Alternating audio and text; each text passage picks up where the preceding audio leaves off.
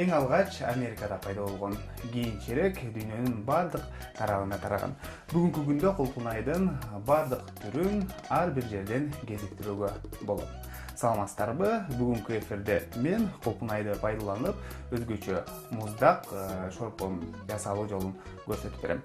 Албетте, бул шорпо деп атап койсок да болот, же болбосо десерт катары дагы жеп турсак организм үчүн эң пайдалуу болуп эсептелинет экен. Бул кулпунай шорпосу үчүн эмнелер керектелет? Жалпыңыздарга айта кетсем, кулпунай 250 грамм, ушул кулпунайдын биз жарымын колдонобуз. Жана ошондой эле 50 грамм сливки же болбосо нак сүттү да пайдалансаңыз болот. Андан сырткары 50 грамм апельсин согу жана ошондой эле керектүү өлчөмдө кайнатылган суу, 100 грамм кум шекер керектелет. Анда биз тамак жасоонун баштайбыз. Ардактуу теле көрүүчүлөр, жакшылап назар салып туруңуздар. Биз эң алгач кулпунайды тазалап алабыз.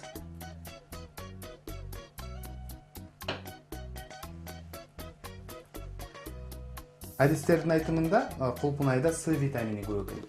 Эгерде сиз күнүгө 100 грамм кулпунай жей турган болсоңуз, анда организмди бир күндүк С витамини менен камсыз кылган болот экенсиз. Андан сырткары йод дагы көп экен.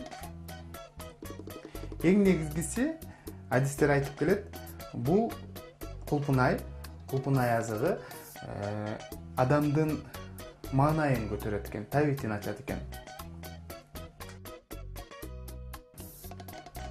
250 граммды биз жакшылап тазалайбыз.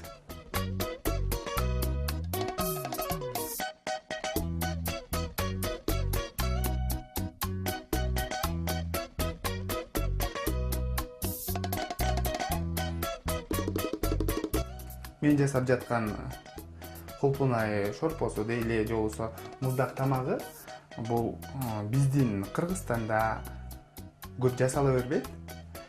Чет өлкөлөрдө, Европа ресторанында көбүрөөк жасалат. Айрыкча күн ысык мезгилинде, жаз, жай мезгилинде кардарлар көп талап кылат. Бул албетте организмге пайдалуу жана жагымдуу десем жаңылышпайм.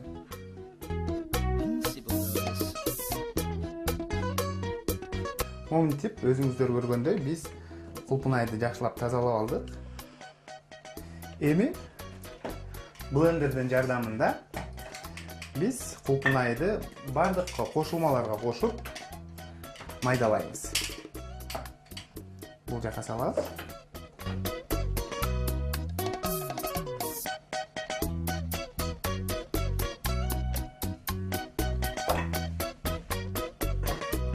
Кулпунайдын үстүнө сүт кошобуз. Сүт коюу, нак сүт болуш керек. 50 грамм. Анын үстүнө керектүү өлчөмдө апельсин согун да кошобуз.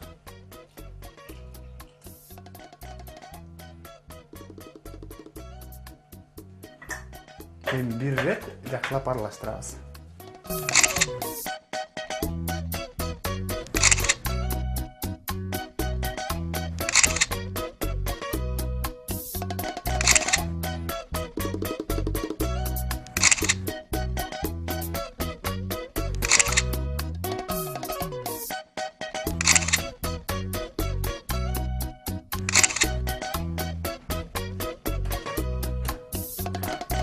Блендерге биз кулпунайды салдык, анын үстүнө бышырылган нак сүт коштук, анын үстүнө апельсин согун коштук керектүү өлчөмдө.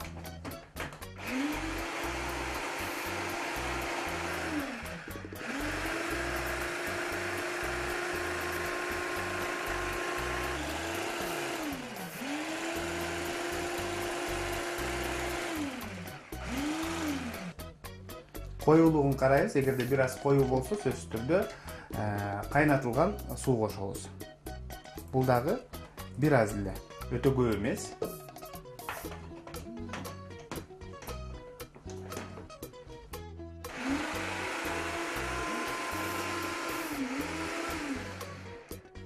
Эми бунун үстүнө биз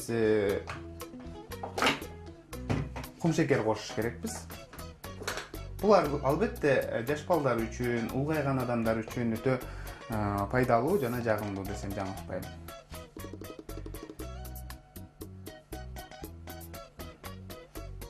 2,5-3 кашык коссок жетиштүү.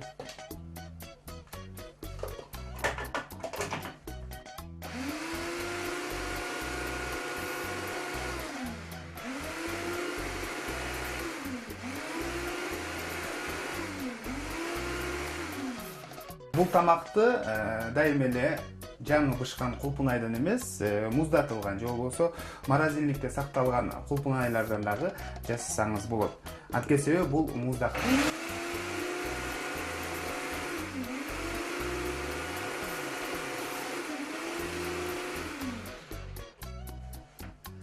Мына өзүңүздөр көргөндөй, биздин кулпунай тамагы даяр болуп калды, жакшылап майдаланды.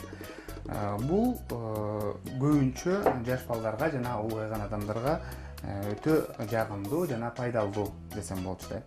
Муну негизинен сиздер эртең менен же болбосо түштө, негизи эле күн ысык мезгилинде жасап жесеңиз организмге пайдалуу жана жагымдуу десек болот.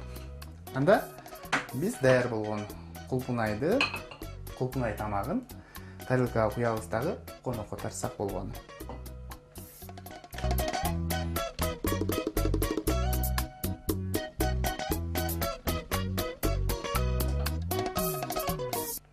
Сөзсүз түрдө бул кулпунай тамагына ресторандарда көбүн эсе муз салынат жана ошондой эле эң үстүнө балмуздак кошушат.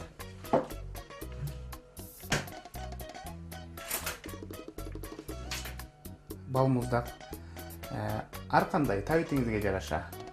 Кандай балмуздак жакшы көрсөңүз, ошол балмуздакты салсаңыз болот. Биз болсо ванильный балмуздагын кошуп жатабыз. Андан сырткары музду дагы кошобуз. Муз албетте бул муздак тамакты дагы да болсо муздак кармайт. Туура тамактанган адам ооруга аз чалдыгып, батсакайт деп айтып коюшат. Ошондуктан ар дайым туура витаминдүү тамактар менен азыктаныңыздар. Тамагыңыздар даамдуу болсун.